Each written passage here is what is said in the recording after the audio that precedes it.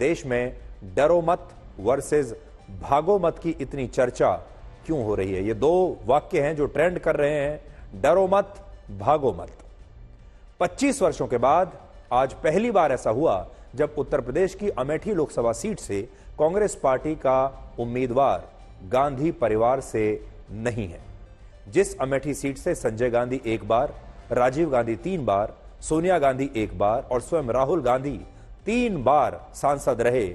उसी अमेठी सीट को राहुल गांधी ने इस बार त्याग दिया, यहां से अपना रिश्ता तोड़ लिया और कांग्रेस पार्टी के किशोरी लाल शर्मा ने यहां से अपना नामांकन किया है, जिनका नाम बहुत सारे लोगों ने इससे पहले शायद कभी सुना भी नहीं होगा। राहुल गांधी ने अमेठी की जगह आज रायबरेली की उस सीट से अपना नामांकन दायर किया जो अमेठी के मुकाबले उनके लिए ज्यादा सुरक्षित सीट मानी जाती है और जहां से पिछली बार सोनिया गांधी ने 17% वोटों के अंतर से चुनाव जीता था, जबकि अमेठी सीट पर पिछली बार राहुल गांधी चुनाव हार गए थे। और इसीलिए आज जब राहुल गांधी ने अमेठी को त्याग कर रायबरेली से अपना नामांकन भरा तो देश में डरो मत और भागो मत की चर्चा होने लगी और प्रधानमंत्री मोदी ने इसे एक बड़ा मुद्दा बना लिया और कहा कि राहुल गांधी पूरी दुनिया से कहते थे कि डरो मत, लेकिन वो आज खुद ही डरकर भाग गए अमेठी से और अब वो उनसे कहना चाहते हैं कि भागो मत। मैंने पहले ही बता दिया था कि शाहजादे वायनाड में हारने वाले हैं और हार के डर से जैसे ही वायनाड में मतदान समाप्त होगा वो दूसरी सीट खोजने लग जाएंगे और अब दूसरी सीट पर भी उनके सारे चेले चपाटे कह रहे थे अमेठी आएंगे अमेठी आएंगे, लेकिन अमेठी से भी इतना डर गए, इतने डर गए, वहां से भागकर अब रायबरेली में खोज रहे हैं रास्ता। ये लोग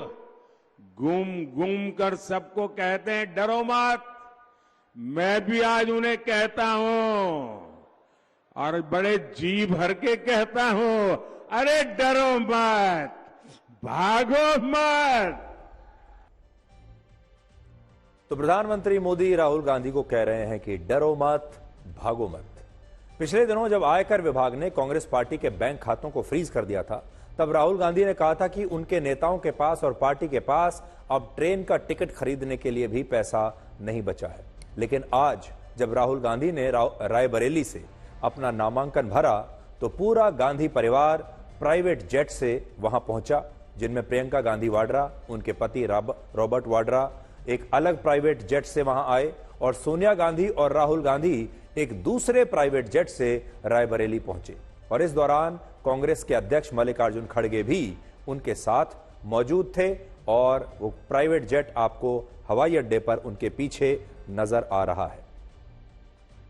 इससे भी दिलचस्प बात यह है कि रायबरेली पहुंचने के बाद राहुल गांधी ने परिवार सहित पार्टी के जिला मुख्यालय में हवन और पूजा करने की उस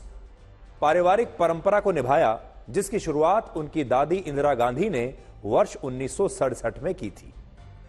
1967 में जब इंदिरा गांधी ने पहली बार रायबरेली सीट से लोकसभा का चुनाव लड़ा था तब उन्होंने अपने नामांकन से पहले इसी रायबरेली में हवन किया था और तभी से यह परंपरा चली आ रही है कि जब भी गांधी परिवार का कोई सदस्य यहां से चुनाव लड़ता है तो वो नामांकन से पहले हवन जरूर करता है और सोनिया गांधी भी हर बार नामांकन से पहले इस परंपरा का पालन करती आई हैं। जब वो चुनाव लड़ती थी तो नामांकन से पहले हमेशा हवन करती थी और पूरा परिवार हवन में बैठता था। और आज भी राहुल गांधी ने जब अपना नामांकन भरा तो उससे पहले हवन करके गांधी परिवार ने इस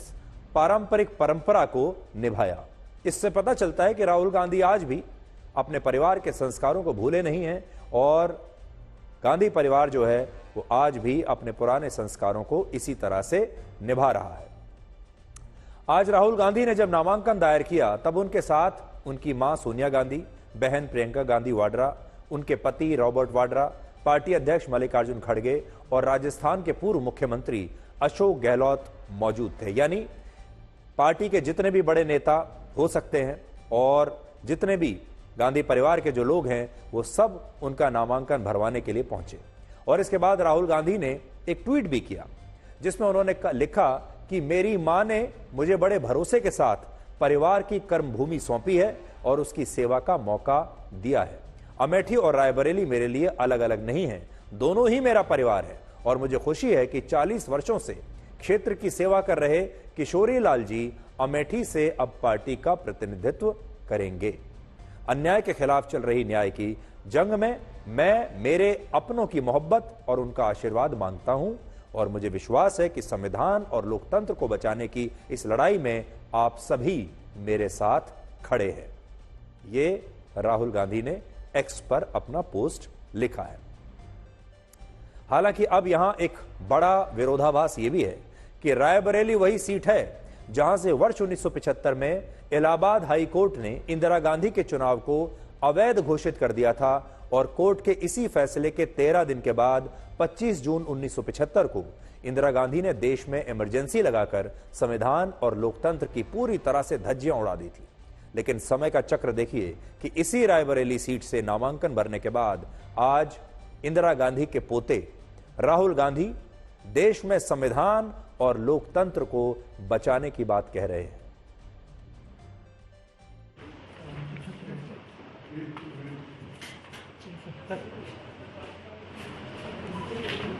ओके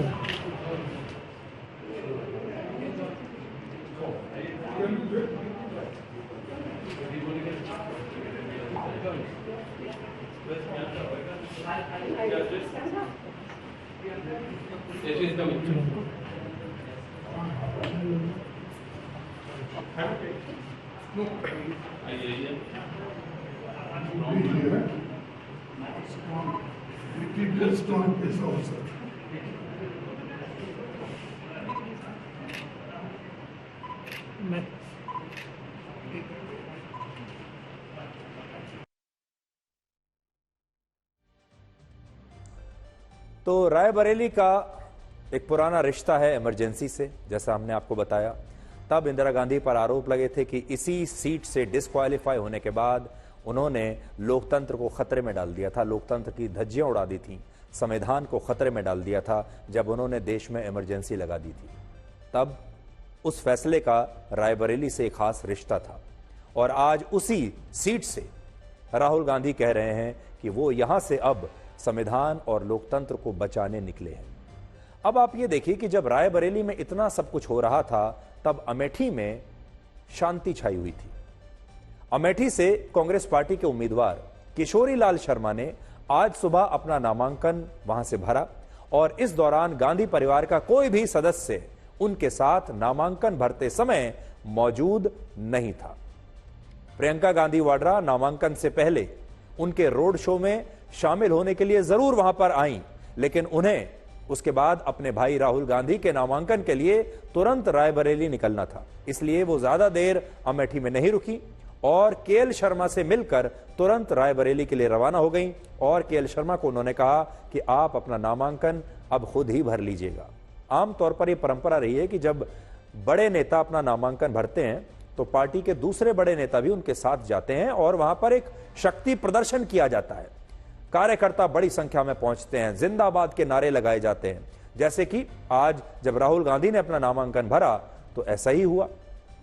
लेकिन अमेठी में उन्होंने किशोरी लाल शर्मा जी को अकेले छोड़ दिया। हालांकि रोड शो के दौरान प्रियंका गांधी वाड्रा ने यह जरूर कहा कि केएल शर्मा अपनी राजनीति की शुरुआत से ही अमेठी सीट से जुड़े हुए हैं और उन्होंने यहां बहुत काम किया है, इसलिए वो इस बार का चुनाव जरूर जीतेंगे।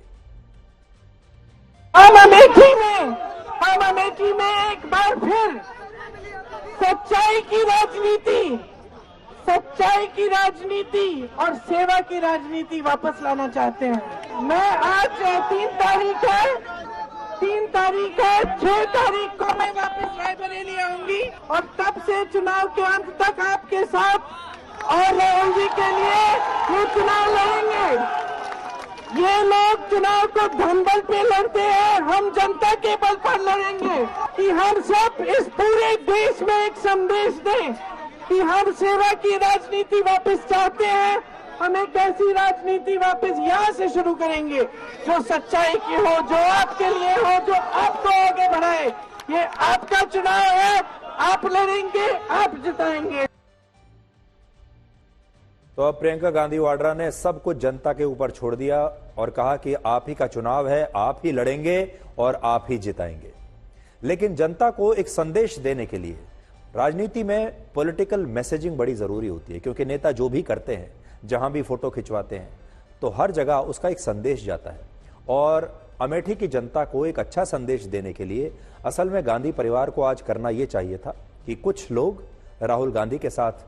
रायबरेली चले जाते उनके नामांकन भरने के समय, लेकिन गांधी परिवार के एक सदस्य को आज केएल शर्मा जी के साथ भी बैठकर उनका नामांकन भरवाना चाहिए था, ताकि लोगों को यह संदेश जाता कि गांधी परिवार के लिए और कांग्रेस के लिए अमेठी भी उतना ही महत्वपूर्ण है जितना कि रायबरेली है। और केएल शर्मा भी पार्टी के एक कार्यकर्ता हैं और राहुल गांधी भी पार्टी के एक उतने ही बड़े कार्यकर्ता हैं, और राहुल गांधी को कोई एक्स्ट्रा एडवांटेज नहीं है बाकियों के मुकाबले। इससे एक बड़ा अच्छा संदेश जा सकता था। असल में किशोरी लाल शर्मा को गांधी परिवार का बहुत करीबी और विश्वास पात्र माना जाता है, और अमेठी में उन्हें गांधी परिवार का चाणक्य कहा जाता था। इन अमेठी और रायबरेली, इन दोनों सीटों पर पार्टी के संगठन और प्रचार अभियान से जुड़ी सारी जिम्मेदारी किशोरी लाल शर्मा के कंधों पर ही हुआ करती थी। यानी वो असल में गांधी परिवार के एक प्रतिनिधि के रूप में इन दोनों क्षेत्रों में पहले से भी काम करते आए हैं, लेकिन उन्होंने कभी सोचा भी नहीं होगा कि एक दिन वो गांधी परिवार को रिप्लेस कर देंगे और राहुल गांधी की जगह वो चुनाव लड़ेंगे।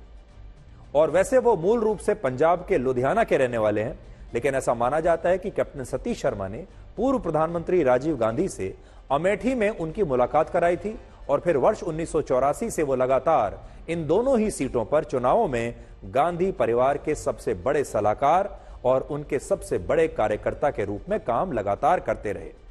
लेकिन 62 वर्ष के किशोरी लाल शर्मा ने भी ये कल्पना नहीं की थी कि एक दिन गांधी परिवार की विरासत कही जाने वाली इसी अमेठी सीट से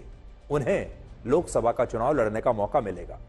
और वो इस सीट से कांग्रेस के उम्मीदवार बनेंगे। कल्पना से भी बाहर था उनके, लेकिन आज ऐसा ही हुआ। और अब केएल शर्मा के सामने चुनौती यह है कि जैसे उन्होंने इस सीट से कई वर्षों तक गांधी परिवार को जिताया,